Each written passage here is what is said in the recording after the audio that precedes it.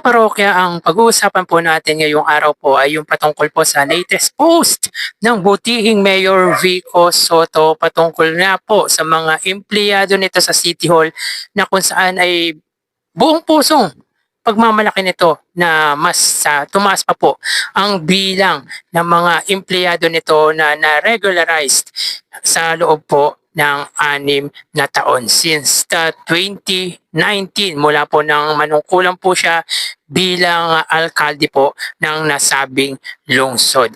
Pero bago natin pag-usapan yan mga kaparokya, kung bago lang po kayo sa aking channel at kung gusto niyo po ng ganitong klaseng content ay makikiusap po ko sa inyo mga kaparokya na pakisubscribe po ang aking YouTube channel, paki-like and share na rin nang sa gayon po mga kaparokya ay mas dumami pa po ang makapanood ng mga ina-upload po nating video. Maraming salamat po sa inyo mga kaparokya at sobrang na-appreciate ko po kayo. By the way mga kaparokya, ako nga po pala si Mervin, the man behind Kaparokya TV. Sa mga hindi po nakakaalam, ang kino-content po natin ay of course ang butihing Mayor Vico Soto, yung mga nagaganap sa alkalde po ng Lungsod Pasig at nagko-conduct din po tayo ng online viewership ng dalawang pananghaliang programa sa bansa, ang It Showtime at ang It Bulaga. So bali dalawa po ang kino-content po natin, yung noontime shows and of course ang nangyayaring kaganapan niya po sa butihing Mayor Vico Soto.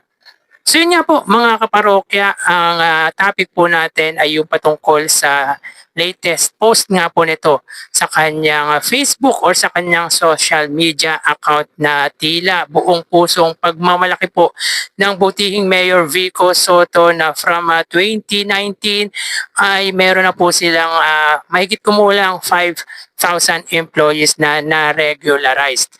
Kung ganito lang po mga kaparokya ang namumuno sa ating bansa, ay may possible po pala talagang mawala or tanggalin ang contractual or yung mga job order or casual para sa mga empleyado, lalo na po sa mga government institution. At pwede rin pong mawala pagdating sa mga private sector, private companies, ay pwede rin po palang i-apply ang regularized. But anyway mga parokya, isa po ito sa ikinabibiliban po natin sa butihing Mayor Vico Soto dahil fair enough po ito sa kanyang nasasakupang lungsod. Partikular nga po sa mga empleyado nito, talagang inaaral po muna ng pamunuan ng butihing Mayor Vico Soto kung dapat po ba talaga itong i-regularize. Pero mga parokya, ginagawa naman po ng paraan ng butihing Mayor Vico na ma-regularize ang mga empleyado nito nang sa gayon ay makaiwas ang mga ito sa politika. Yan naman po ang number one na ikinaiiwas ng butihing Mayor Vico Soto, yung ma-involve ang kanyang mga empleyado or ang mga empleyado ng City Hall sa politika, dahil dyan po kasi nagsisimula mga kaparokya ang politika at dyan po nagsisimula yung corruption. So basahin po natin mga kaparokya ang post na ito ng butihing mayor. So PSB, hindi po natin alam kung anong meaning ng PSB. More than 5,000 employees regularized since 2019. More than 1,000 this year. So mahigit 1,000 po mga kaparokya ang na-regularize ngayong taon. The Pasig LGU takes pride in having more regular or permanent employees than contractual casual plus JO or job order. So meaning to say mga kaparokya ay mas marami na pong mga na-regular na empleyado po ng City Hall or nasabing City Hall kesa sa mga contractual or job order basis. It started with a casual employee, 43 years in service in 2019. Kasi meron pong mga empleyado mga kaparokya na 43 years na pong nagtatrabaho sa City Hall ay hindi pa po regular. So nang umupo po ang butihing Mayor Vico Soto ay na-regular niya po ito. Pero hindi po natin alam kung hanggang ngayon po ay nagtatrabaho pa rin po ito sa City Hall dahil for sure naman po mga parokya ay matanda na to dahil 43 years na po siyang nagtatrabaho sa lungsod po or sa City Hall ng Lungsod Pasig. Now we are regularizing employees who have been casual or contractual with benefits for only 2 years. Nakakatuwa rin na habang binibigay natin ang nararapat para sa mga empleyado, kasabay ng pinapalakas ng Continuous Professional Development Program, kumukunti rin ang mga reklamo ng tao sa kanila. Halimbawa, sa TPMO, dati mula taas hanggang enforcer, maraming reklamo mula truck ban exemption hanggang traffic violation. Ngayon pa isa-isa na lang. Grabe naman po kasi mga kaparokya yung TPMO dati sa lungsod po ng Pasig. Kung manghuli, grabe po talaga. Kaya nga yung mga katrabaho ko dati sa PVC or Philippine Vending Corporation ay talagang ingat na ingat dahil sa mga blue boys ata tawag doon, sa mga blue boys sa lungsod po ng Pasig. Kung manghuli mga kaparokya ay talagang garapalan. So yun nga po mga parokya ngayon, ayon kay Mayor Vico Soto ay pa isa-isa na lang. So ibig sabihin maganda po ang ginawa ng buting Mayor Vico Soto na wala na pong quota, dahil quota basis po dati nung time or nung hindi pa po si Mayor Vico Soto yung namumuno ng lungsod.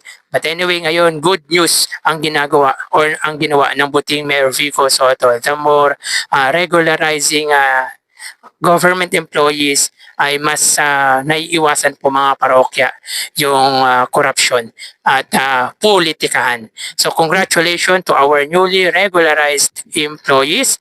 Hashtag Pasig City, hashtag umaagos ang pag-asa, hashtag pagbabago. So yun nga po mga kaparokya, nakakatuwa na talagang malaki po ang in-improve, malaki po ang development ng lungsod po ng Pasig.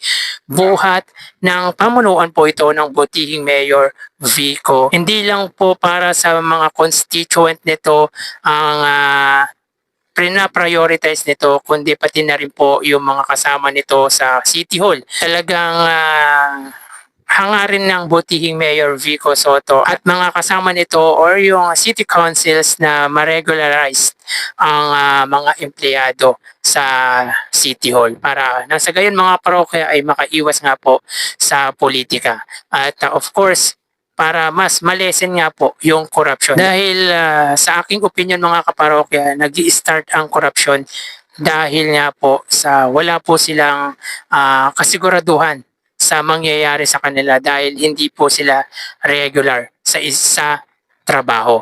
But ngayon mga kaparokya, maganda ang ibinalita ng butihing Mayor Vico Soto na na-lessen po yung mga reklamo dahil syempre mga parokya, kailangan nilang ipakita na maayos din po ang kanilang pagseserbisyo.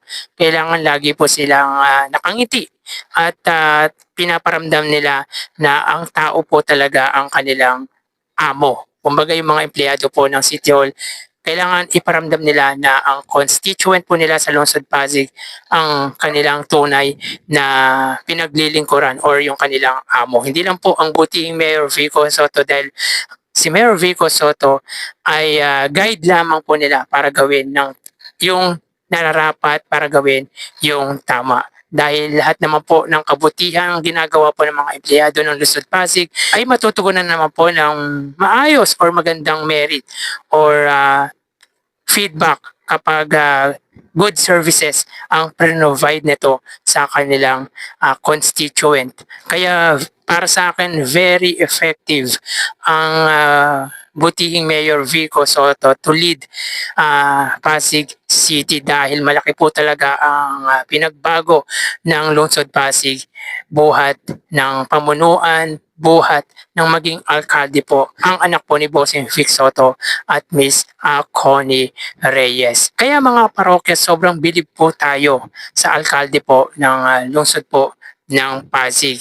Dahil kung hindi po magaling ito mga kaparokya, baka hindi po makikilala ang lungsod. At tulad po ng lagi po nating sinasabi, nasa namumuno po talaga ang dahilan kung bakit gumaganda ang serbisyo ng isang departamento. Sobrang proud po tayo mga kaparokya na kinokontent po natin ang butihing Mayor Vico Soto dahil para sa akin ay hindi po tayo napapahiya sa mga ginagawa nito. So congratulations mga kaparokya sa lungsod po ng Pasig dahil meron po silang isang leader na sobrang tapat maglingkod, sobrang mahal ang kanyang constituent, yung malasakit ay laging nandoon.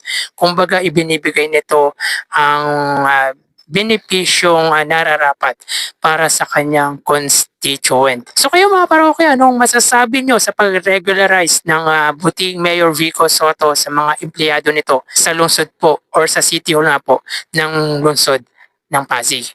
Paki-comment naman po mga parokya ang suggestion or yung reaction nyo regarding nga po dito. So hanggang dito na lang po tayo mga parokya. Magsiingat po tayo. Thank you and God bless.